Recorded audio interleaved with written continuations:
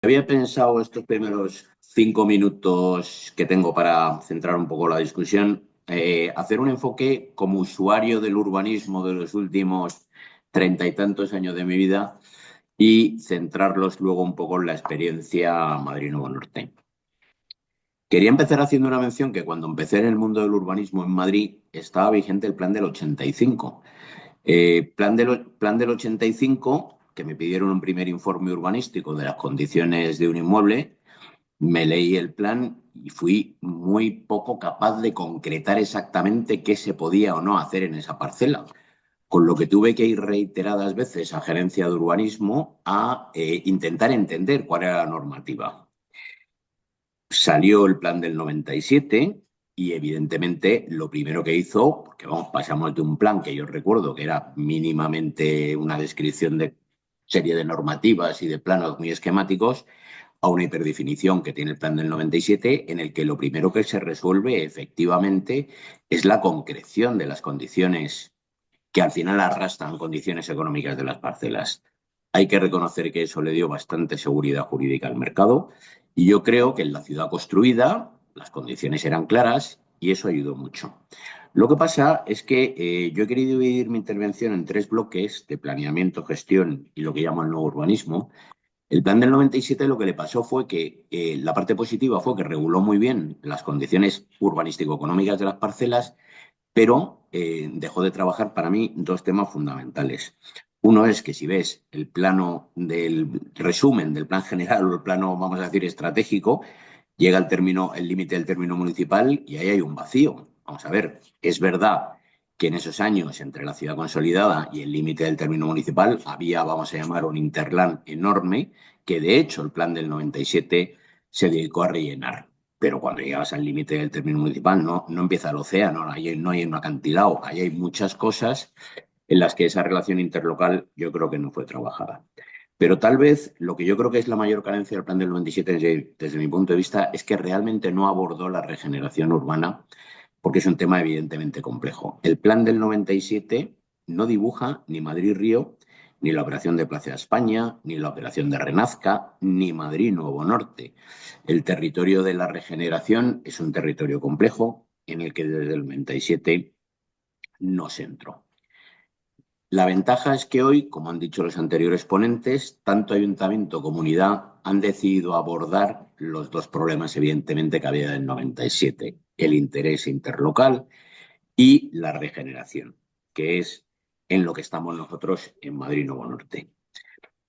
¿Cuál es para mí el origen conceptual de Madrid Nuevo Norte? Pues esto que sabéis que mucha gente llama Operación Chamartín fue porque en un origen fue una operación del Ministerio para transformar la edificación, la estación de Chamartín exclusivamente y se pusieron una serie de manzanas alrededor para intentar financiar la operación. Lo que pasa es que, claro, era tal la potenciación de la estación que fue necesario incluir un entorno un poquito mayor y se metió lo que se llamó la prolongación de la Castellana, que es el segundo nombre con el que se conoce la operación. Evidentemente se amplía el ámbito, pero se amplía el concepto. ¿Pero qué pasa? Que prolongar la Castellana en una ciudad como Madrid no es solo prolongar una calle. Cuando nos toca arrancar con la última versión de nuestro proyecto, y por eso se llama Madrid Nuevo Norte, tenemos que abordar la transformación de todo el entorno, que es un tema que trasciende los límites del plan del 97 jurídico. Nosotros tenemos infraestructuras exteriores que se tienen que desarrollar desde el impulso de Madrid Nuevo Norte. ¿Cómo hemos conseguido avanzar? Y paso un poquito a la parte de gestión, por lo menos en la parte inicial. Pues yo siempre digo que porque tenemos la suerte de que no hay una regulación demasiado definida en relación con cómo se tiene que gestionar esto, porque en España en cuanto hacemos una regulación aparecen los recursos, aparecen los procedimientos. ¿Y cómo hemos avanzado para resolver este problema que, insisto, sale de unos límites urbanísticos? Pues porque pedimos mucha participación a todos los, vamos a decir, afectados con el proyecto. Cuando tú trabajas en este Interland donde se desarrolló el plan del 97, no hay otra cosa que propietarios de suelo. Aquí no. Aquí hay vecinos, hay administraciones, hay empresas, hay muchísimos implicados. ¿Y cómo lo hicimos? Pues con la participación y especialmente con el consenso. Este proyecto fue aprobado en los 3 niveles de la administración y por unanimidad de todos los grupos políticos en las distintas aprobaciones que ha tenido. ¿Y cómo funcionamos? Y aquí están varios miembros de comisiones en las que tenemos puntos. Pues firmando unos acuerdos generales, por ejemplo, me centro en el convenio marco que se firmó por las 3 administraciones y nosotros, en el que se adjuntó un plan de coordinación de ejecución de las infraestructuras. Esto es novedoso porque no estamos solo trabajando, insisto, en un ámbito urbanístico, nos salimos. Pero para mí lo que es la clave, y somos sufridores, tanto Chema como Ramón, digo sufridores en el buen sentido, de unas comisiones de seguimiento cada 2 meses en los que tenemos que ir corrigiendo calendarios, detalles de ese plan de coordinación. Pero todo esto solo es posible por una coordinación absolutamente consensuada. Y además de este convenio marco, tenemos convenios con Metro y uno especialmente interesante con el Ayuntamiento, que también participa la comunidad, que es lo que llamamos el ADAC, que es Área Demostradora de Acción Climática. Es un proyecto que el Ayuntamiento ha impulsado para que el Centro de Negocios de Madrid Nuevo Norte sea una referencia a nivel de sostenibilidad. Y termino esta ronda haciendo simplemente una reflexión en lo que llamo el nuevo urbanismo. A ver, yo soy arquitecto como Enrique y seguro que alguno de los miembros del panel, o técnico, me da igual, pero a ver, el urbanismo del siglo XXI ya no lo hacemos los arquitectos, urbanistas, ingenieros ni abogados. Es una tarea colectiva, pero aparte de una tarea colectiva, creo que hay necesidad de otros enfoques. El otro día en las mesas que hacíais referencia del Colegio de Arquitectos, estuve coordinando una mesa de Copenhague y Londres en las que hay unas experiencias no estrictamente urbanísticas, como son el Blocks Hub o el Festival de Arquitectura, que de hecho participan en el desarrollo, entendimiento y gestión de la ciudad que se construye. Yo en esta primera ronda, si te parece, Enrique, lo dejaría aquí. Muy bien, muchísimas gracias. Bueno, amigo Domingo, te toca. Muy Bueno, bien, se pues me olvidó decir una cosa antes, esto de Ramón, que Ramón estás representando a Madrid, esto a la comunidad justamente la operación de Miguel, ¿no? Sí, es así, ¿no? Sí, sí, efectivamente, la Comunidad de Madrid, Me he olvidado decirlo antes, que me parece que era importante. Madrid ya en el año 2021 creó una oficina de Madrid Nuevo Norte. A mí me gusta, no es un nombre oficial, pero me gusta llamarla Madrid Nuevo Norte y Nuevos Desarrollos. Y, y precisamente en esta legislatura se unificó en la Dirección General de Suelo, pero sigue existiendo como tal. Está la Dirección General de Suelo, en la que está del que depende tu querido Jurado Territorial de Expropiaciones, y además está como unidad administrativa distinta, aunque también dirijo yo, la oficina de Madrid Nuevo Norte, sí. Bueno, una aclaración. Muchísimas Y gracias, Domingo. perdona, Enrique, tenemos Sí, la suerte de contar aquí con nuestro presidente de la Comisión de Seguimiento, don Chema Ortega. claro, claro, claro, tienes razón, tienes razón. Esto es que a todo no se llega, ¿vale? O sea, es muy difícil explicar cuando hay currículum buenos, pues esto nos pasa a todos, ¿no? Y entonces intentar hacer no sé, el sort, ¿no? De esto. Venga, Domingo, adelante. bueno, en primer lugar, muchísimas gracias por la invitación y además por estar rodeado de compañeros y la mayoría amigos desde hace muchos años. Eh, yo creo que fundamentalmente la principal demanda que hay ahora mismo encima de la mesa, la más urgente, yo creo que vivimos un estado de emergencia en ese sentido, es la necesidad de vivienda, ¿no? La necesidad de satisfacer la demanda, me voy a atrever a decir, brutal que hay en este momento insatisfecha de vivienda, ¿no? En ese sentido, desde Valdecarros, desde nuestra experiencia, pues lo que aportamos nosotros, evidentemente, es el número, la cantidad. Estamos hablando de un sector en el que se van a construir más de 51.000 viviendas y de ellas el 55% protegidas y, en consecuencia, pues va a ser un importante, una parte de la respuesta al problema que tenemos ahora mismo de demanda.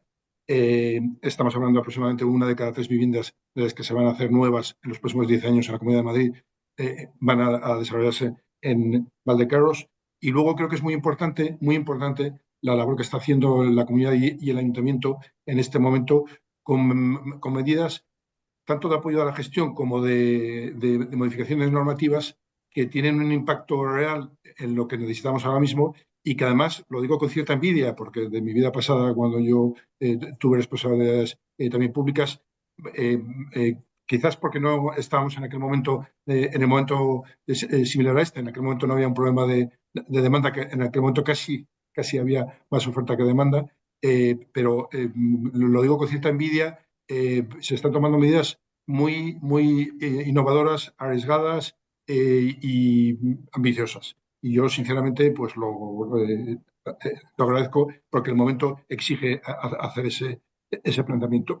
En este sentido, no solo es necesario que el ayuntamiento y la comunidad hagan los deberes, como en mi opinión están haciendo, sino también es muy importante que el Estado haga algunas cosas que podría hacer, ¿no? Desde luego, la famosa ley de seguridad jurídica que algún día saldrá adelante, pero luego voy a poner el foco sobre un tema que yo creo que se habla poco, pero que tiene mucha relevancia en el día a día de lo que nos pasa a todos, que es el tema de las notificaciones y que es un tema que exige modificación en su caso o estudio normativo del Estado, porque es más bien una competencia estatal que una competencia de la comunidad autónoma en la que puede hacer algo, pero muy poco, ¿no? Y llamo la atención sobre esto porque en un proceso de desarrollo como un suelo como el de Valdecarros, en el que hay una serie de pasos, como son la constitución de la Junta de Compensación, las bases y estatutos, el plan parcial, el proyecto de urbanización, el proyecto de explotación, etcétera, etcétera. Cada uno de estos trámites exige a su vez una aprobación inicial y una aprobación definitiva, y cada uno de estos subtrámites exige un proceso de notificaciones complejo, con un primer intento, un segundo intento. Bueno, todos sabemos un poco la complejidad de ese proceso. Nosotros en Valdecarros hemos hecho un análisis concreto de cuánto tiempo hemos dedicado a las notificaciones en todo el proceso urbanístico y salen exactamente 6 años. Es decir, hemos dedicado 6 años exclusivamente a notificar, nada más. Yo creo que esto es algo que merece la pena una reflexión y es uno de los temas en los que el Estado creo que puede hacer mucho. Esto en cuanto a la urgencia, a la emergencia y a la necesidad de oferta, que es en este momento, sin ninguna duda, el mayor problema. Y luego, en cuanto a la calidad de esa oferta, en cuanto a la calidad de lo que tenemos que dar respuesta, no solo en cantidad, sino en calidad, pues yo creo que lo que demanda ahora mismo la gente es que haya fundamentalmente vivienda asequible, que haya viviendas bien comunicadas, con muchas zonas verdes, con un importante volumen de equipamientos y que sean barrios sostenibles, ¿no? En ese sentido, en Valdecarros, pues el 55% de las viviendas son vivienda protegida. Esa es la verdadera vivienda asequible, porque es en donde de verdad hay un precio, digamos, asequible garantizado. En segundo lugar, es muy importante destacar que en Valdecarros la presencia de la comunidad y del Ayuntamiento de Madrid es pues prácticamente mayoritaria. Entre ambas administraciones suman el 36% de los aproximamientos que se van a repartir en Valdecarros y, en consecuencia, ahí va a tener un papel determinante en la política pública de vivienda que hagan tanto el Ayuntamiento como Comunidad de Madrid, y desde luego ahí, de nuevo, va a haber una apuesta por la vivienda asequible, fundamentalmente en alquiler, entiendo. En segundo lugar, como decía, la demanda de los ciudadanos es que sean que haya buenas comunicaciones. En el caso de Valdecarros, pues es un sector que está atravesado por la M31, la M40, la M50 y la 3, pero además que tiene la línea de metro, la línea 1 muy próxima a Valdecarros. De hecho, la última parada de la línea 1 se llama Valdecarros, aunque físicamente no está en Valdecarros, sino en el Sánchez de Vallecas, pero está muy próxima.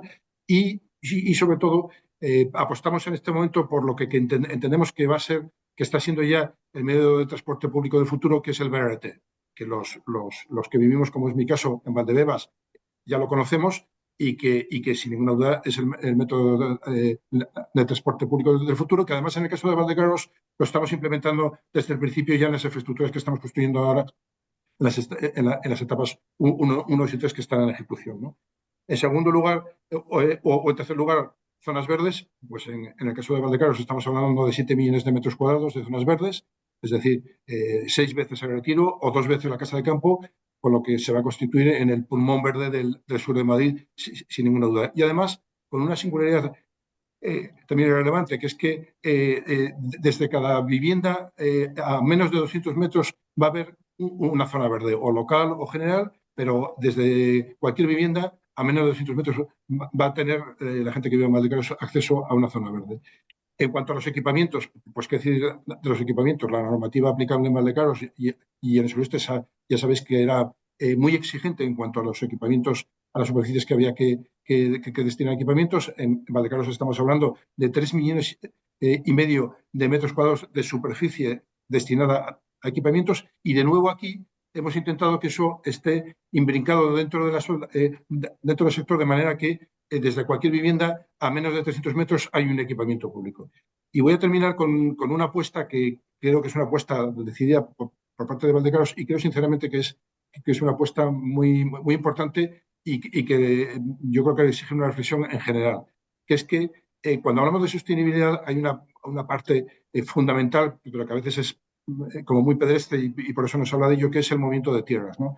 Nosotros en Valdecarros hemos hecho un esfuerzo muy importante por garantizar que las pendientes máximas que hay en Valdecarros, en concreto el 86% de las calles tiene una pendiente menor del 3%. Con ello lo que estamos garantizando es la verdadera sostenibilidad, la que se consigue facilitando que la gente pueda desplazarse o bien en bicicleta o bien andando con facilidad. Lo que, insisto, es, desde mi punto de vista, la verdadera sostenibilidad. Es un tema, además, que es irreversible. Es decir, hay muchas cosas en el planeamiento que a lo largo del tiempo, si te has equivocado, lo puedes adaptar en el futuro, lo puedes modificar y puedes hacer cambios. Pero el movimiento de tierras no. El movimiento de tierras, una vez que lo ejecutas, eso ya es irreversible para el futuro. De manera que es una apuesta que tiene que ser una apuesta decidida en origen, ¿no? En este sentido, en Valdecarros, pues esto está suponiendo, simplemente para que nos hagamos una idea, un sobreesfuerzo económico del entorno de 250 millones de euros, pero como decía antes, yo creo que esa es la verdadera sostenibilidad y la que además, insisto, es irreversible de lo que hagamos ahí. Muy bien, muchísimas gracias. Me vais a dejar que haga un pequeño review y luego ya vamos hablando todo lo demás. Voy a empezar por domingo, ¿no? Bueno, no es domingo, ha salido entre todos. Ayer cuando estaba Carlos Moreno, el de la ciudad del cuarto de hora, ¿no?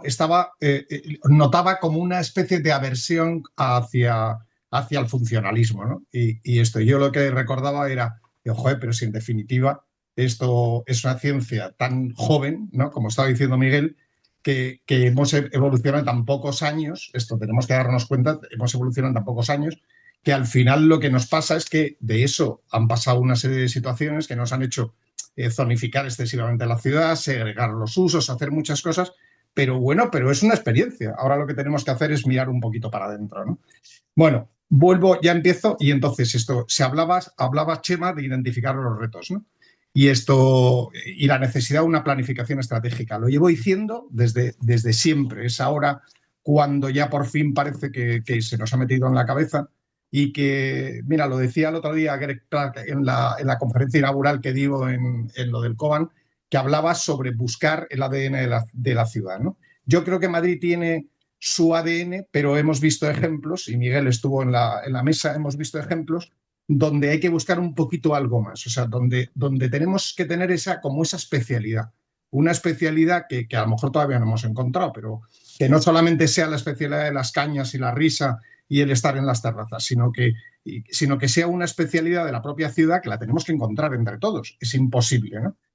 Y efectivamente, cuando hablamos de esto de estrategia, resulta que lo que estamos hablando es de ciudad y territorio. O sea, a mí me parece importantísimo que empecemos a pensar ya no solamente que hablemos de ciudad, sino que hablemos de ciudad y territorio, porque el territorio es el que está soportando que las ciudades y el propio territorio tenga suministro y evacuación de agua, tenga luz, tenga transporte correcto y que sea una movilidad responsable, ¿no?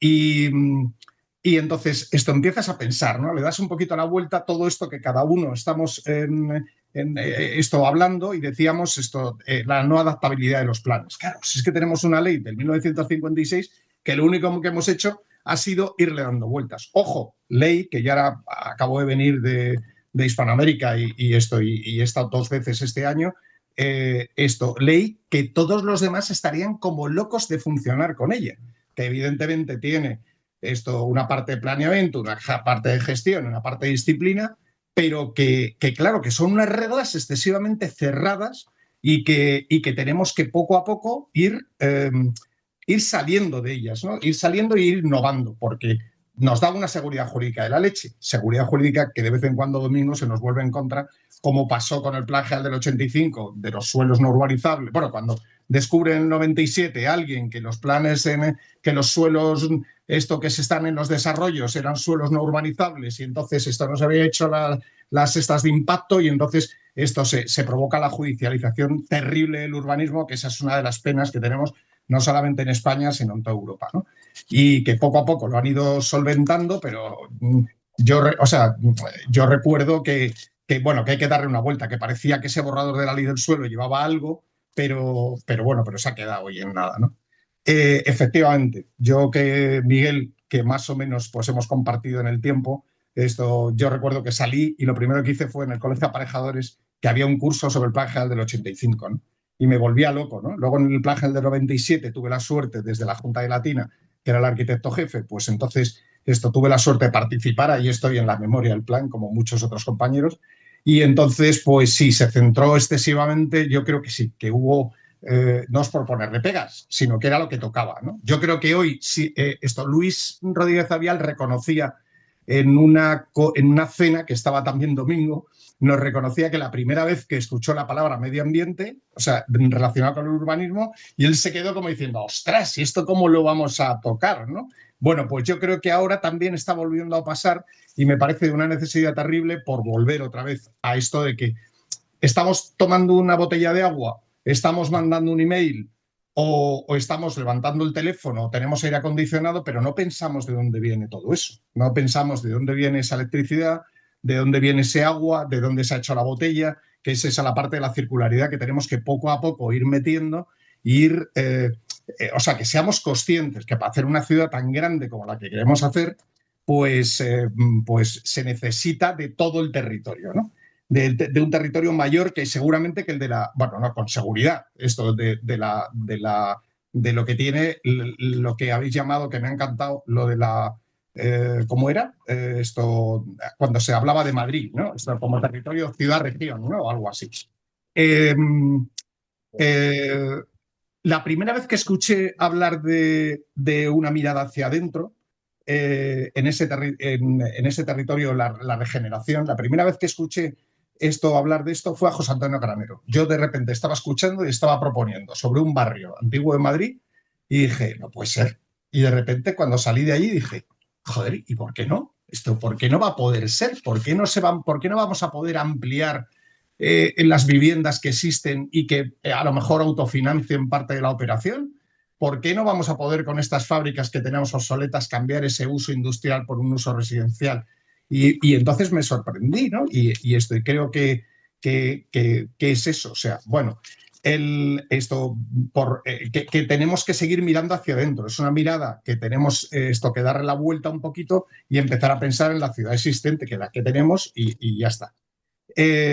Todas las situaciones, Miguel, de consenso, yo me daba cuenta, por razones del colegio, cada uno nos tenemos que encargar de una cosa y a mí me tocó los temas de mediación. Había hecho un curso, tal. Yo me di cuenta que llevaba toda la vida en el urbanismo mediando, con mediación, y tú igual, o sea, está claro, con mediación extrajudicial, pero mediando, ¿no? Y entonces, de hecho, en alguna presentación de algún plan que hemos intentado hace poco, pues esto lo poníamos, ¿no? Como parte de todo esto de intentar llegar a toda la población, pues intentar llegar con procesos, no a lo mejor estrictamente de mediación, pero sí de eso, de sentarte en la mesa, sentarte con todos los agentes e intentar por todos los medios que haya un consenso, ¿no? Es evidente que cuando a nosotros salíamos de la escuela, la gente que hacíamos la especialidad de urbanismo, nos decíamos que bueno, que estaban los ingenieros de caminos, lo siento, el domingo, pero estaban como los ingenieros y los sociólogos, pero que los que manejábamos todo el tema y el cotarro éramos los arquitectos. Y no es verdad. Cuando ya te das cuenta, empiezas en la profesión, pues tienes que tirar. Esto no es que tengas que tirar, es que se necesita. O sea, ¿cómo no vas a estar rodeado de jurídicos que sepan de contencioso, o sea, de administrativo y que tengan que estar contigo? ¿Cómo no vas a tener yo qué sé, un geógrafo? O sea, es que tienes que estar con geógrafos, con sociólogos, lo tienes que estar tratando absolutamente todo, ¿no? Por supuesto. Y habéis dado en el clavo, ¿no? Domingo, cuando tú hablabas de las necesidades de vivienda, A mí lo que me preocupa más que la necesidad y que efectivamente el 55% de las viviendas sean protegidas, lo que me preocupa es que esa asequibilidad sea asequible de verdad. O sea, yo creo que todavía hay ciudadanos y hay madrileños que no son ni siquiera capaces, ya sé que eso lo cubre otra que también tenía mucha relación con la empresa municipal de la vivienda de Madrid y otras empresas municipales. Ya sé que lo cubren, ¿no? Pero yo creo que hay un sector que se nos queda. Cuando yo estuve gerente en Tres Cantos, había eh, una población, bueno, lo primero no había viviendas, que tuvimos que hacer ahí, sacar como pudimos 500 viviendas antes de que se desarrollara el plan. Pero había entre la VPT esto, ¿cómo se llama? Y el Mercado Libre, había un vacío que entonces no gustó mucho el nombre, ¿no? Pero esto era VPC, Viviendas de Precio Contenido, ¿no? Sí, que era un entremedias, esto que se producía con una nube de puntos que al final salió un concurso y ganaron muchas cooperativas y muchas comunidades, entonces se hacían comunidades de propietarios. Yo creo que hay un algo entre medias que hace que todavía haya gente que esa asequibilidad no sea para ellos, ¿no? ¿Qué me vais a contar de la reflexión de los 6 años de tramitación que ha dicho Domingo, ¿no? En eso, la judicialización del urbanismo. Hoy no estamos resolviendo ningún ámbito. Yo tengo ahora mismo uno en un pueblo de nada, aquí, pegado a donde yo vivo, que vivo en Majadahonda, y llevamos 5 años solamente con los informes sectoriales. O sea, es una barbaridad.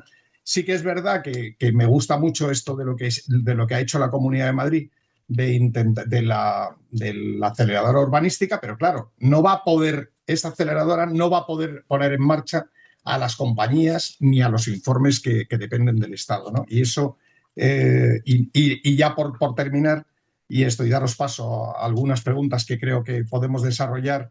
El tener un equipamiento a menos de 300 metros ya no es tanto la ciudad del cuarto de hora, de los 20 minutos, de lo que sea, no.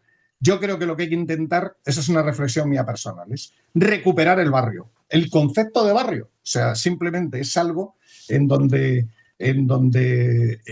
yo creo que hay algunas ciudades que lo están haciendo, París lo está haciendo, ha montado una empresa pública que compra locales, no sé si es lo mejor o no, Vitoria creo que lo hizo en su día, compra locales, los arregla y los cede a determinadas, intenta que haya una panadería, un sitio donde un supermercado pequeño, gente profesionales que tal. Y entonces lo que van haciendo es haciendo barrio. A la gente al final van haciendo rápido. Y por supuesto, claro, esa lucha constante con la gentrificación y sobre todo con la turistificación, ¿no? que está teniendo problemas. Bueno, pero la verdad es que ya os decía antes que que bajo ese paraguas encajan muchas preguntas, ¿no?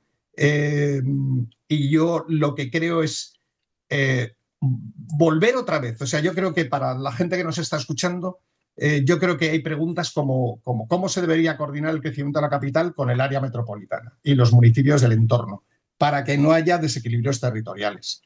Yo creo que si queréis contestar a esto así, y os hago otra después, o habláis de lo que queráis, ¿no? Pero si queréis la consideración de si este crecimiento urbano que estamos teniendo en Madrid y todos, parece una evidencia, pero no lo es tanto, y todos los municipios que hay alrededor, el propio Alcorcón tiene una operación buenísima, pegada a la M50 y pegada a Villaviciosa, está contribuyendo al acceso de la vivienda, ¿no? Y, por supuesto, no podíamos dejarlo de lado porque estamos hablando de urbanismo y ya urbanismo y medio ambiente es una sola cosa, ¿no? ¿Cómo se están incorporando estos criterios de sostenibilidad, eficiencia energética y adaptación climática al diseño del crecimiento urbano? Os dejo ahí esas preguntas, las desarrolláis como queráis. Si queréis empezamos por Chema, que hace mucho que no le oímos y yo me enrollo muchísimo.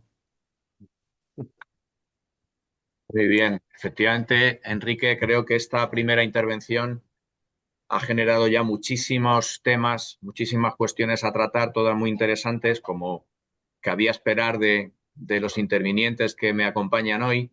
Y creo que se adapta muy bien al título de la sesión, de visiones y realidades. Que aquí hemos planteado visiones y estrategias, pero luego enseguida los intervinientes han puesto encima de la mesa realidades, los problemas del día a día, que muchas veces nos olvidamos. Cuando se atribuye esta complejidad al urbanismo, que sin duda la tiene, pues es que hay que tener en cuenta todos los factores, a veces no puramente urbanísticos, que influyen tanto en la planificación como en la gestión, en la urbanización y en la edificación de los terrenos, ¿no? Que ahora hemos hablado de la sostenibilidad, la importancia que tiene cada vez de una manera más preeminente la legislación sectorial sobre todas las actividades urbanísticas. Es decir, como digo, se han planteado muchas cuestiones.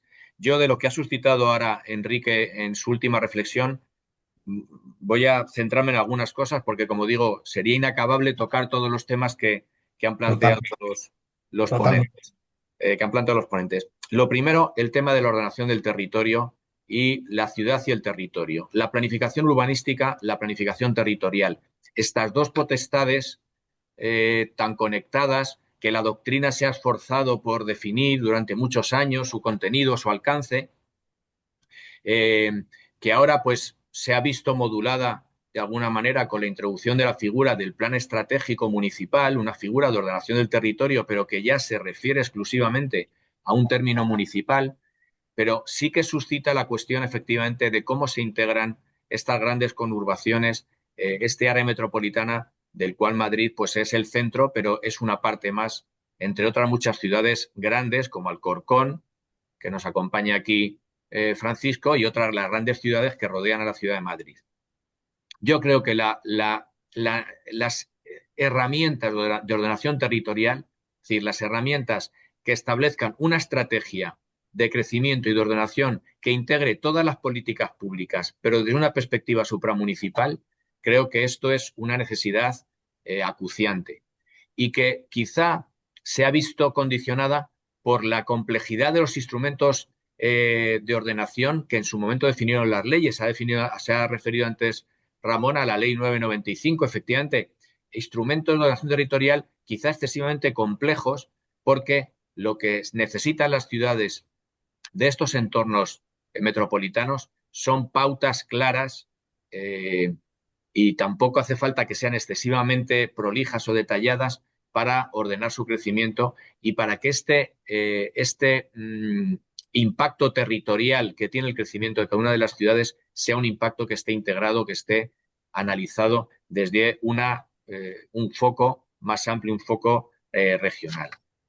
Para eso creo que es muy oportuno que se establezcan estas directrices donde haya modelos de crecimiento, donde haya determinación de las infraestructuras, determinación de las capacidades de suministro, de uso de los recursos, de protección del territorio, de manera que todos tengamos esquemas claros donde mover la ordenación territorial de cada uno de nuestros municipios, pero también tengamos las pautas de cómo debemos crecer, de cómo debemos ordenar de una manera interrelacionada con el resto de nuestros municipios colindantes. Es decir, esa visión territorial creo que sería muy útil y además simplificaría, creo, de una manera evidente todo el proceso de ordenación urbanística cuya complejidad ya se ha puesto de manifiesto aquí, porque efectivamente, como decía Enrique, somos todavía deudores de la ley del 56. Es decir, los esquemas de urbanismo en el que nos movemos son unos esquemas de planeamiento y de ordenación urbana realmente hace 70 años, cuya, como decía él, que otras ciudades y otros países envidian el poder tener un esquema de ordenación así. Y hace poco yo, con alguna delegación extranjera, me decían exactamente esto, ¿no? Pero que se ha demostrado que ya ha jugado su papel. Creo que ha sido un gran papel el que ha jugado todos estos años. Creo que la planificación, por mala que sea, es mejor que la ausencia de planificación. Y creo que tampoco hay que ahora denostar a los planes como un obstáculo, sino que lo que hay que hacer es que se conviertan en lo que deben ser herramientas útiles para poder afrontar los retos que tenemos en cada momento con la debida flexibilidad y agilidad. Y esto es lo que tenemos que esperar de la nueva normativa que la Comunidad de Madrid está trabajando, así que encontremos un modelo de crecimiento y de ordenación urbanística más flexible y capaz de afrontar los problemas, como digo, tan cambiantes que enfrentamos en nuestras sociedades actuales. Me gustaría también mencionar el tema de la regeneración. Yo creo que si en algo estamos de acuerdo en este momento en el que hay tan pocos ámbitos de acuerdo, pues donde todo el mundo estaremos de acuerdo es en que hay que regenerar, que hay que renovar la ciudad consolidada. Nadie se pronunciará en contra de esta afirmación. Nadie. Todos estamos de acuerdo. Pero dicho esto, resulta que las operaciones de regeneración pues no son tantas como nos gustaría, ni son tan importantes, ni tienen tanto alcance como nos gustaría. Y muchas veces la renovación se circunscribe a actuaciones sobre la urbanización existente, alguna mejora del caserío edificado, pero realmente no hay inversiones, no hay operaciones transformadoras de la ciudad de manera que se regenere la ciudad de una manera evidente, barrios que se regeneren, barrios que se incorporen otra vez a un uso urbanístico contemporáneo. ¿Por qué? Porque yo creo que el problema que tenemos en la regeneración es que no se definió adecuadamente una economía de la regeneración urbana. Tiene que haber una economía que sustente los procesos de regeneración, de renovación de la ciudad, que, como digo, vayan más allá de puras operaciones limitadas y que permitan que estos barrios donde faltan equipamientos los reciban, que estos barrios donde faltan zonas verdes las reciban, que estos barrios que tienen una edificación obsoleta la renueven por completo, incluso con operaciones de sustitución, pero lo que hay que definir es un marco de obligaciones y de beneficios, es decir, de cargas y de derechos que hagan que tenga una economía esta transformación. Porque si no, todos seguiremos apostando por la regeneración, pero al final será muy complicado que esta regeneración salga adelante, insisto, con el alcance que creo que debería tener. Por supuesto que las administraciones deben liderar procesos de regeneración. Incluso en algunos casos deben afrontar los costes económicos de esta regeneración. Pero eso lo que dará lugar será a actuaciones limitadas hasta donde alcance los recursos de la administración. Creo que aquí hay que buscar, de verdad, ámbitos de participación público-privada dentro de un marco con una economía solvente que nos permita afrontar estos procesos. Y la última cuestión a la que quería hacer una mención es al tema de la modernización del urbanismo, que creo que suscitaba Miguel y que creo que también otros ponentes se han referido a ello. Ya no solo la modernización que ya hemos mencionado de la normativa, del marco normativo en el que tenemos que desenvolvernos, sino también de la mayor tecnificación de todo el proceso de desarrollo urbano, la digitalización del proceso urbanístico completo, desde la cartografía básica hasta la licencia de primera ocupación de la edificación final. Tiene que haber una unicidad del dato, tiene que haber una integridad de los datos, tiene que haber un proceso de integración digital de todo el camino que lleva desde la ordenación urbanística hasta la final ejecución. Por tanto, tenemos que hacer un esfuerzo de modernización. La administración, desde luego, pero todo el sector que está implicado en el urbanismo para esta tecnificación y esta digitalización. La modernización tiene que venir también por una respuesta adecuada a los problemas de sostenibilidad. La renaturalización de las ciudades. La naturalización de los entornos urbanos tiene que ser el eje de cualquier ordenación. Tiene que ser el eje de cualquier ordenación. La existencia de una ordenación orientada a un transporte público robusto tiene que ser la base de cualquier ordenación. Incluso estas funcionalidades se pueden incorporar en la fase de gestión. Como bien señalaba Domingo en Valdecarros, en todo el sureste, el BRT, un medio de transporte flexible, con una capacidad elevada, que sin necesidad de cambiar la ordenación, simplemente con un tratamiento diferenciado del espacio público, nos va a permitir crear un eje vertebrador en todo el sureste, conectado con todas las grandes vías radiales de transporte público que entran en Madrid, que va de verdad a articular el sureste como una verdadera ciudad bien conectada en cada uno de sus sectores. Y como digo, un sureste que va a ser el corazón realmente del bosque metropolitano, de esta gran infraestructura verde que estamos tratando de implantar en toda la ciudad. Bueno, pues ese bosque metropolitano va a tener el corazón en el sureste de Madrid.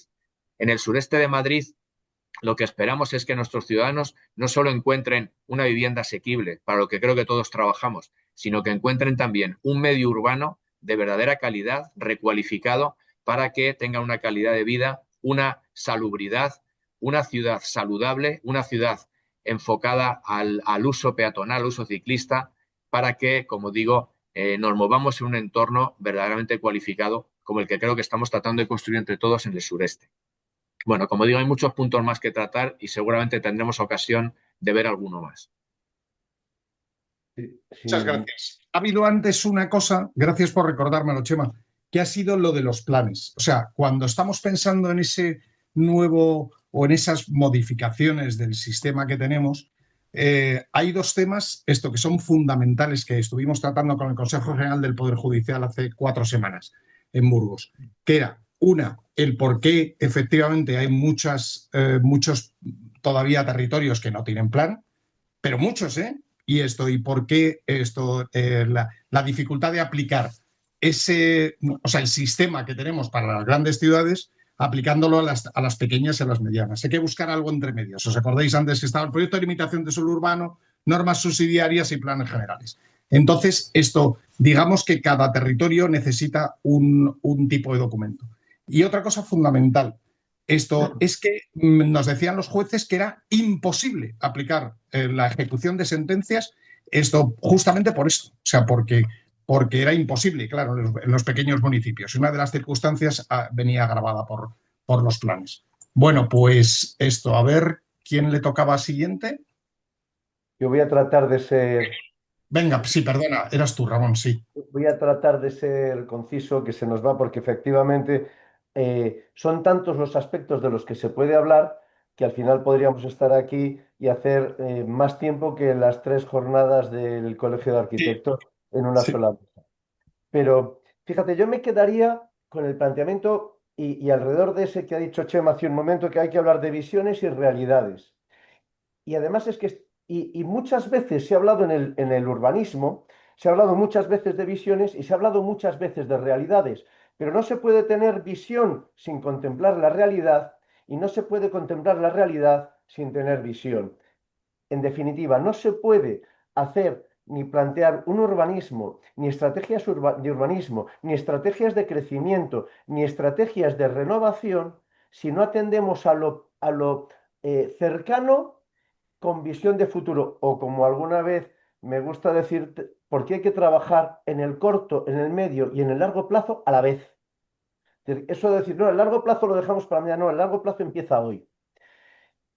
Y claro, por ejemplo, pues viene, Domingo nos habla de alguna cuestión como ejemplo de dónde se les han paralizado años de tramitación, o Paco Torres nos habla desde su visión municipalista de que el problema es la vivienda.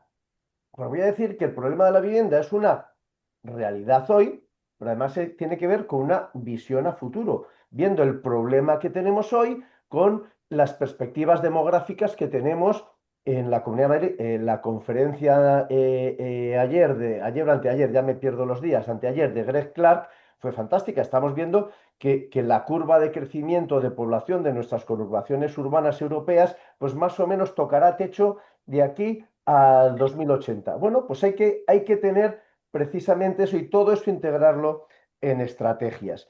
Cuando hablamos de estrategias, queremos decir también que cuando dice, por ejemplo, Paco, pero es que hay que pensar en aumentar la densidad, o decías tú mismo, Enrique, y tenemos que volver a la identidad de los barrios. Precisamente para eso nos hace falta también tener una norma de urbanismo suficientemente flexible. Si el ayuntamiento, en este caso de Madrid, en su estrategia municipal deja definido ese marco, después, con planes ejecutivos de actuación, podrá incluso dentro de su marco municipal, podrá cambiar lo que ahora llamamos parámetros determinantes o característicos del planeamiento sin necesidad de acudir a procedimientos tediosos de transformación con la Comunidad de Madrid. Por tanto, trabajar en la visión del futuro permitirá al mismo tiempo que estas realidades que estamos demandando se puedan cambiar. La densidad es un parámetro normalmente característico esencial, parámetro básico de planeamiento, que ahora mismo cambiarlo supone muchísimos años. Pues hay que tender, o estamos tendiendo a esto. Y ¿entre medias qué? Entre medias, medidas legislativas, he comentado en alguna ocasión, pues la ley 324, la ley 724, las leyes ómnibus, es decir, en definitiva, medidas para permitir dar solución de vivienda en suelos de carácter terciario, en suelos de carácter demanial, como está haciendo la Comunidad de Madrid, como está haciendo el Ayuntamiento de Madrid de una manera muy significativa, pero al mismo tiempo se ha mencionado aquí, con la aceleradora urbanística que va a ver la luz próximamente y mezclando realidades con visiones desde el primer momento. De manera que estas realidades tengan que tener instrumentos coyunturales, que son los que se están tomando a corto plazo, al mismo tiempo que se están tomando medidas estructurales para largo plazo. Y esas medidas estructurales con una capacidad de flexibilización como nunca antes habían tenido. Podríamos ir hacia atrás y decir, ¿y por qué el planeamiento de antes es que era muy malo? No, no era muy malo. Atendía a las demandas de seguridad de otro momento histórico, que la crisis de ese momento histórico fue la crisis económica de 2008 a 2016. Ahí reventó la situación. Nos encontramos en 2008, el mercado de la vivienda iba fantástico, el crecimiento de las ciudades iba fantástico, iba como una bala. ¿Y era más rápido el planeamiento? No, tardaba 15, 20 años. Solo que cuando entraban en carga esos suelos, asistían a la demanda que había en ese momento y por tanto el mercado estaba equilibrado. Llega 2008, se rompe la transformación urbanística, se rompe el planeamiento en el mercado y en 2016 nos encontramos con una demanda acumulada y que encima ahora vamos a crecer o crecemos de manera casi exponencial. Y los instrumentos que teníamos no eran adecuados. Pues en eso estamos, en medidas coyunturales por la situación en la que estamos y en medidas estructurales para que puedan no solo adaptarse a un crecimiento exponencial, sino que tengan la suficiente flexibilidad para que en el futuro podamos atender a un crecimiento exponencial o no.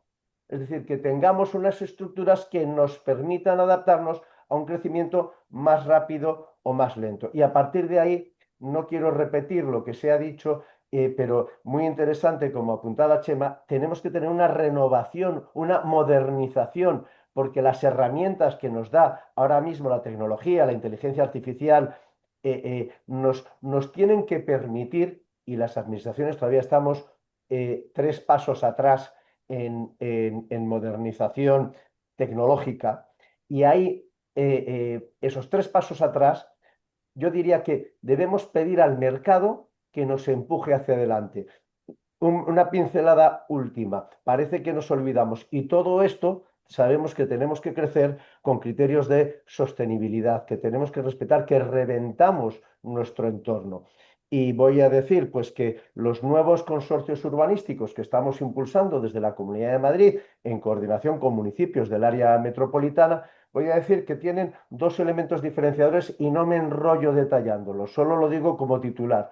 El primero, son consorcios urbanísticos que la Ley 40 nos permite desde el año 2015, pero no han existido en España, que permiten la entrada de entes privados a los consorcios, porque la agilidad del mercado no la tenemos las administraciones. La modernización del mercado nos cuesta mucho más en tecnología, nos cuesta mucho más a las administraciones. Y segundo, tienen todos los nuevos consorcios incorporado en sus estatutos. Estaba mientras escuchaba hablar, me he sacado los de el nuevo consorcio de Leganés, Puerta de Madrid, que será una realidad ya, estamos acabando con nuestros también informes sectoriales, recogen en su articulado, en sus estatutos, la apuesta por la innovación y la sostenibilidad con el fin de obtener un balance neutro.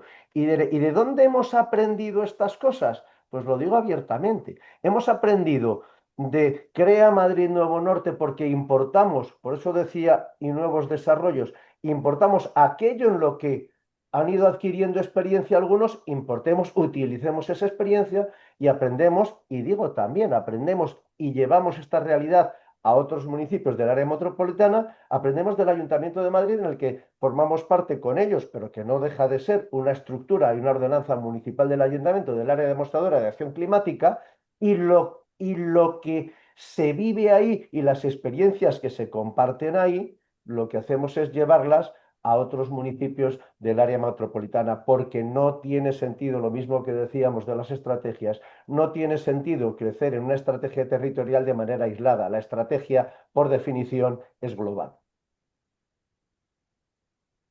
Vale, muy bien. Muchísimas gracias, Ramón. Francisco, venga, te toca defender otra vez el tema de la vivienda y los municipios. Venga, que tienes toda Sí, la razón del mundo. por supuesto, es el tema, a mí me parece que es el tema clave. Y yo así quería hacer una reivindicación. Lo ha hablado antes alguien, ha hablado de las necesidades de los consensos. A ver, al final en estos temas nos encontramos siempre que la última instancia es la voluntad política. Esto tampoco hay que obviarlo. Hay voluntad política o no la hay, o la puede haber en un sentido o la puede haber en el otro, ¿no? Por lo tanto, yo creo que sí que es muy importante reivindicar los consensos políticos aún en estos tiempos que estamos viviendo. Vaya, dicho también por delante que la polarización, en fin, toda esta situación política que estamos viviendo muy compleja, pero aún así, a nivel municipal, sí que tenemos que intentar ir hacia esos consensos políticos que garanticen el futuro y la estrategia de futuro de las ciudades, porque si no, esto será imposible y será inviable. Habláis, por ejemplo, claro, Alcorcón, que es un tema obviamente que conozco porque vivo aquí, porque además soy concejal de este municipio. El ejemplo de Retamar de la Huerta, que es ese desarrollo que está ya arrancando, pero que está arrancando desde el año 2004. Claro, es que esto es dramático, porque 20 años desarrollando un ámbito de 3.500 viviendas, que está bien, pero son 3.500 viviendas. Tampoco estamos hablando de una gran actuación gigante. Y desde el año 2004, más de 20 años para desarrollar, que empieza ahora, que ya veremos cuándo acaba, incluso además con algún problema de conexión que no está bien resuelto con la M50, que puede generar bastantes problemas de accesibilidad a este nuevo barrio. Por lo tanto, por eso hablaba de lo de los consensos, ¿no? Tenemos claro cómo podemos ponernos de acuerdo, cómo deben crecer las ciudades, cuál es nuestro modelo, incluso de los dos grandes partidos políticos que estemos ahí un poco en esa centralidad. Bueno, pues en Alcorcón tenemos otro ejemplo también enorme, ¿no? Enorme además de espacio, que es el Distrito Norte. Más de 12 millones de metros cuadrados que siguen siendo rústicos. Es una de las piezas posiblemente más grandes que haya en Madrid a disposición y sigue estando no bloqueado, parado absolutamente, ¿no? Y eso es una necesidad también de desarrollo y de crecimiento que es imprescindible con la operación Campamento que se acerca por un lado, esta Retamar de la Huerta que ya arranca, lindando con Pozuelo, la ciudad del Santander, en fin, una zona estratégica y un polo de atracción fundamental no para Alcorcón, sino yo creo que para toda la región, y ahí sigue, ¿no? Sin avanzar. Por lo tanto, yo creo que llegan tiempos en los que es necesaria, como digo, el consenso político, pero también la ambición y las decisiones, tomar decisiones con cierto grado de riesgo que nos permitan avanzar de una manera más rápida y más eficaz. Cuando hablaba también alguien de que el Estado, por ejemplo, el gobierno de España, hablando del Estado, podía hacer más, pues también yo creo que podía hacer más, efectivamente. La ley de vivienda, que yo creo que ha sido un fracaso enorme. Ese planteamiento de las zonas tensionadas es otro fracaso que yo creo que tampoco nos lleva a ninguna parte. Por lo tanto, hay también la necesidad de que el Estado también tenga aporte en esta solución del asunto de la vivienda, que podamos ir a más cantidad de vivienda, por supuesto con calidad y vivienda asequible, a vivienda asequible de verdad. Y ahí hay un modelo que yo creo que está funcionando muy bien, que es el modelo del Plan Vive de la Comunidad de Madrid, que yo creo que es un modelo que se puede, que se debe continuar y que se debe profundizar en ese modelo, esa construcción industrializada, esos planes que son de una manera mucho más rápida y que permite la construcción de vivienda de calidad a precios realmente asequibles y en unos plazos muy, muy razonables. Por lo tanto, otra asunto que también ha sacado, además creo que lo ha comentado Enrique, la necesidad de recuperar los barrios. A mí eso me parece una idea estupenda, de verdad. Yo creo que hay que recuperar ese concepto de barrio, pero siempre, así yo lo veo, desde la colaboración público-privada. No puede ser que pretendamos que desde la administración podamos solucionar todos los problemas ni llegar con nuestros presupuestos, porque no vamos a llegar a ese tipo de soluciones. Ahí la colaboración público-privada es esencial. Tenemos que facilitar que los agentes privados participen, inviertan, generen riqueza y faciliten la creación de esos espacios en los que podamos vivir con calidad, por supuesto, pero como digo, y acabo, con plazos más cortos. No podemos tardar 20 años en desarrollar una zona para 3.500 viviendas. 20 años es un plazo en la situación actual son plazos inasumibles, absolutamente. Totalmente. Estoy totalmente de acuerdo contigo. Miguel. Bueno, como sé que te toca de ponente, Enrique, y el peor trabajo del ponente es intentar adecuarse a los horarios, voy a intentar, porque bueno, se han tratado casi todos los temas. A ver, yo solo quería nada más, creo que en el debate de este nuevo urbanismo que nos viene están todos los temas. Está el tema de la planificación estratégica, está el plan que está elaborando el ayuntamiento, está la ley del suelo de la Comunidad de Madrid, el tema de la flexibilidad de usos y tal está absolutamente interiorizado. Todo el mundo sabemos que hay que analizar muy en detalle todas las tramitaciones en la seguridad jurídica, lo que contaba Domingo, los sectoriales, todo este tipo de cosas. Pero aquí hay un tema tabú que nadie pone encima de la mesa y yo, perdona que soy el irresponsable de este grupo, lo voy a poner. Y lo digo porque Chema ha hecho mención, y en el fondo ahora también Francisco, a la colaboración público-privada y a que hay que encontrar un marco para que la empresa privada entre en la regeneración. Vamos a ver, el debate es el de la edificabilidad. Así de claro. ¿Cómo se ha fijado a día de hoy la edificabilidad? Pues porque un urbanista ha cogido y ha dicho, en este barrio 2,3, en este 4,7, en este edificios más altos y más bajos. Vamos a ver. Ese criterio hay que ponerlo radicalmente en revisión. Me explico. En Madrid Nuevo Norte, el coeficiente que tenemos de edificabilidad de ruta es 1,7, cuando en el 22 arroba de Barcelona, que nadie lo tenemos por una cosa escandalosa en cuanto a altura hasta no sé qué, están en el 2,7 o en el 3 si metes sus dos arroba. Cuando nosotros empezamos nuestro proyecto, que pedimos un comparativo con un montón de ciudades del mundo, la media en Europa, que es un modelo cercano al español, estaba en 3, 3,2. En Hudson Yard en Nueva York es 14. No es nuestra referencia. Pero vamos a ver, eso de que la edificabilidad es un parámetro que se decide en base a una serie de volumetrías está desde mi punto de vista absolutamente desfasado. ¿Qué le pasa al debate de la edificabilidad? Que está relacionado con dos debates que van en paralelo y que son el triángulo que debería cerrar desde mi punto de vista la manera de calcular las edificabilidades. Primero, el reglamento de planeamiento obliga a una reserva de dotaciones en función de la edificabilidad. Fenomenal, si estamos todos de acuerdo. Pero ¿por qué tiene que ser cada una de las reservas de dotaciones en parcelas diferentes? ¿Por qué tengo que dejar una parcela para un colegio, otra para una biblioteca, otra para no sé qué? Si podría agrupar todo, dar las reservas de dotaciones que necesita ese entorno, que pueden ser hasta las vigentes, me da igual. Pero ¿por qué? Y luego pasan 30 años y tenemos en todos los desarrollos las parcelas vacías. Y es que encima se ve una zona densa y al lado un dotacional muy bajito. Dice, vamos a ver, ¿no sea mejor hacer un centro dotacional donde un señor vaya y atienda y resuelva todas sus gestiones, como se ha hecho siempre en las plazas de los pueblos? Pero es que ese debate está el último vértice del triángulo, que es la movilidad. Lo que es absurdo, y así lo digo yo, es que en Madrid Nuevo Norte tengamos un 1,7 cuando tenemos una estación de Chamartín, un cercanías, unos autobuses, unas líneas de metro que nos ponen a 5 millones de personas a media hora de ese punto. O sea, si usted está en un sitio en el que no tiene accesibilidad por transporte público, que es sostenible, tal y no sé qué, pues igual tiene que tener menos edificabilidad. Ahora, en los sitios donde se puede, oye, esto es como si te regalan un Fórmula 1 y vas a 60 por hora. Bueno, para mí es el gran tabú que, insisto, el resto de temas están encima de la mesa. El propio debate social, si quiere, lo llevará al sitio que la sociedad le parezca correcto. Pero yo creo que el debate sobre la edificabilidad, entiendo que todavía no está encima de la mesa y no se puede obviar. Y esto era todo, Enrique. Gracias. Domingo, remata. A ver si me da tiempo de decir algo y si no, esto ya se queda. 2 minutos. Me la has puesto votando, Miguel, porque no puedo estar más de acuerdo y porque además quizás porque a nosotros nos toca eso, estar en el día a día más en la realidad es que las visiones, aunque también desde la visión global, la desidificación y las edificabilidades. Ahí está el quid de la cuestión, si de verdad queremos meter volumen, además de calidad, a lo que está por venir, ¿no? Claro, tú decías que vosotros tenéis el 1,7, joder, me da envidia. Nosotros tenemos el 0,36. Es decir, todo el sureste tiene el 0,36. ¿Eso qué es lo que nos ha llevado? Nos ha llevado a concentrar la edificabilidad en un 12% de la superficie, para por lo menos de esa manera garantizar que creamos el barrio que decía antes Enrique.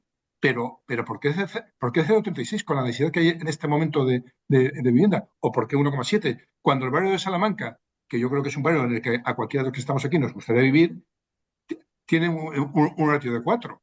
Bueno, pues yo creo que ese es el verdadero debate que puede generar una verdadera revolución en un momento de emergencia en un tema que requiere decisiones atrevidas. Vale, solo un momento, voy a intentar a ver si soy capaz de hacerlo. No nos podemos olvidar, tal con las reglas que tenemos, que el urbanismo es una función pública. Y yo no creo tanto, Miguel, que haya sido en muchos de los casos que yo he planificado ciudades, haya sido como el grupo de los urbanistas, sino la presión de la política, no quiero decir los políticos, que han impuesto el modelo de ciudad y que tú lo que haces es llevarlo a la práctica. Esto, lo que busca la gente por todos los sitios y sobre todo tú que tienes un montón de experiencia internacional, es justamente esa doble función que tenemos en España, ¿no? Del suelo, ¿no? Como un derecho individual que cumple una función social. Yo ya me he dado cuenta que cuando voy a otro territorio, lo primero que miro es si lo tienen en la Constitución, porque lo he visto en México, como luego, cuando intentan hacer una cesión o cuando intentan hacer algo, lo que terminan perdiendo es justamente en el constitucional de rigor. Bueno, sin territorio no hay ciudad. Eso es una cosa que lo tenemos que tener claro, ¿no? Esas directrices claras, simples y con la capacidad de las infraestructuras y la sostenibilidad, estos son absolutamente necesarias y lo hemos comprendido por fin, ¿no? Yo creo que los mecanismos que había antes en la parte de la legislación madrileña eran unos mecanismos que casi imitaban a los mecanismos de desarrollo de las ciudades. Y yo creo que por eso falló, ¿no? Me ha encantado eso de lo de que falta una economía de regeneración. Me parece fundamental. Efectivamente, esto para conseguir esa participación público-privada, con independencia de la fijación o no de la edificabilidad y que efectivamente hay que mirar las cosas de otra manera, pues esto creo que falta no solamente una economía, falta... el otro día hablando lo hablaba José Luis Infanzón, decía... Traíamos a la gente de otras ciudades a que vieran en Madrid Río y decían, ¿quién lo paga? No, la administración municipal. No, hombre, no. Nosotros lo que hacemos es que lo sacamos de los privados que tienen interés en estas cosas, ¿no? Estoy enloquecido con el tema de la unidad del dato, ¿no? La modernización del urbanismo, yo creo que pasa. Efectivamente, hay mucha gente que habla por ahí. Tengo un amigo todo el rato hablando de estos temas. Esto de la unidad del dato, ¿no? Esto es la unicidad del dato, ¿no? Y os diría una cosa, es que tenemos que plantearnos en ese tipo de regeneración, que China para el 2030 intente que el 80% de todas las áreas urbanas absorban el 70% de agua, después de lo que hemos aprendido. Yo cuando estuve con Sigfrido en la Junta de Latina y teníamos el parque Arias Navarro, el parque Aluche, que cada vez que caía algo, claro, que es que debajo está el arroyo Luche. Y entonces y cada vez que caía una lluvia, toda la arena, absolutamente todo, era a la carretera, o sea, a las vías, ¿no? ¿Esto por qué? Pues porque no tenía pavimentos filtrantes, porque el parque estaba pensado de otra manera. Entonces yo creo que esa renaturalización tiene que venir acompañada también de un esponjamiento. Eso lo ha hecho muy bien Copenhague, ¿no? ¿Qué es eso? En el fondo, Ramón, lo que estamos haciendo es atender a lo cercano, pero pensando en el futuro. Eso no podemos equivocarnos, ¿no? Y me parece que sí, que tiene que haber, tenemos que intentar por todos los medios facilitar que haya unos procesos de adaptabilidad de los planes. Yo creo que es necesario. Y creo, Miguel, no lo había intuido, pero no lo había oído nunca tu tabú. Me parece el tabú que has expuesto, ¿no? Me parece fundamental, me parece que efectivamente esa proporcionalidad que en un momento determinado se pelea pues para que exista, y porque si no habría esas zonas verdes o no habría esa dotación, de repente descubres y dices, pero si yo he hecho un aparcamiento subterráneo para los vecinos con un edificio cultural encima, ¿por qué no va a poder tener que soportar esas cosas, ¿no? Me parece fundamental, y que al final efectivamente, como en esos ejercicios de arquitectura en lo que hay 3 sitios donde en cada uno lo que está pasando es que en el fondo se provoca como una especie de centralidad que te está resolviendo un montón de cosas, incluso a lo mejor, ¿por qué no?, acompañado con un supermercado o con un centro comercial. Nada más, ha sido un placer. Creo que, Chema, muchísimas gracias. Domingo, Paco, Miguel y Ramón, vamos a seguir viéndonos y vamos a seguir hablando, pero yo creo que esto es un paso muy importante. Carlos, esto cierra tú, perdona. Muchas gracias, Enrique, y muchas gracias a todos por haber participado. Han salido cuestiones que en vuestras cabezas están de manera permanente, pero para otros quizás no tanto, que es de lo que se trata, no solamente por la gente que haya podido estar enganchada al laboratorio. Se graba, se sube a YouTube, se hará mañana una nota de prensa desde IFEMA Madrid y sobre todo, y lo más importante para nosotros, es que recogemos enfoques y visiones que nos están sirviendo para construir el programa del Foro de las Ciudades en junio, donde antes os comentaba que el desarrollo urbano sostenible como concepto genérico va a tener una presencia muy importante con un auditorio específicamente durante 3 días. Así que en nombre de IFEMA Madrid, muchísimas gracias por haber participado y por supuesto que contamos con todos vosotros para participar también en el foro de junio. Muchísimas gracias a los ponentes, muchísimas gracias, Enrique, y nos vemos pronto. Saludos. Un abrazo a todos. Muchas gracias. Gracias a Dios a todos. Hasta luego, adiós.